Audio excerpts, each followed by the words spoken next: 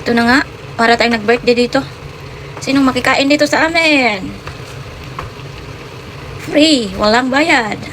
Today's video guys, magluto tayo ng pansit.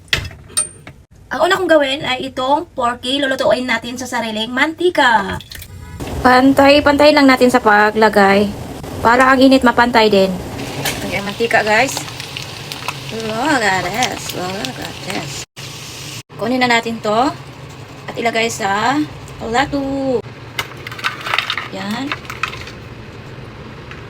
Isunod ko pagprito itong squid balls at kikiam.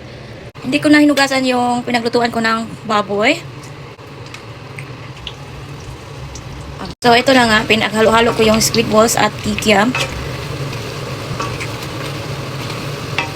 Natin ito at i-set aside. Set aside dito. Sunod ko din pag-isa itong carrots. At itong sayuti. Sunod ko din itong bell pepper. Isunod ko din itong repolyo. Takpan natin about 30 seconds. Ito na. Halo-haloin na natin to.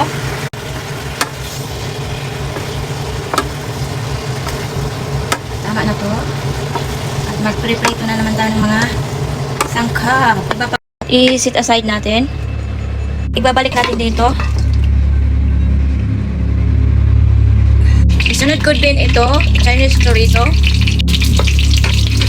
Sunod din natin itong sibuyas. Sunod ko din itong garlic. Soy sauce. Oyster sauce. Tubig. Takpan natin. Tapos na kumulo, ilagay natin itong chicken cubes. Halo-haloin. Time na, nailagay natin yung pancit canton.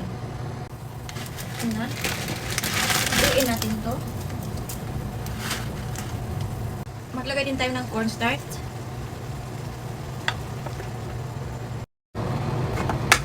Time na, nailagay ko yung mga gulay at mga ibang sangkap, squid balls and kikiam. Gulay.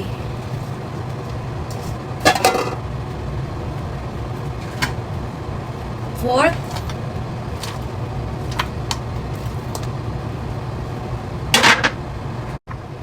Haluin natin. Tumalsik na. Ito yung pansit na pinusog sa sangkap.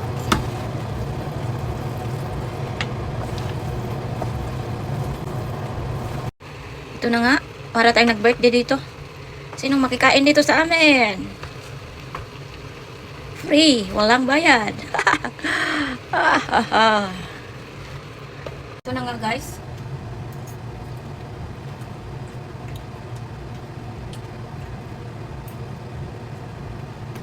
Harap.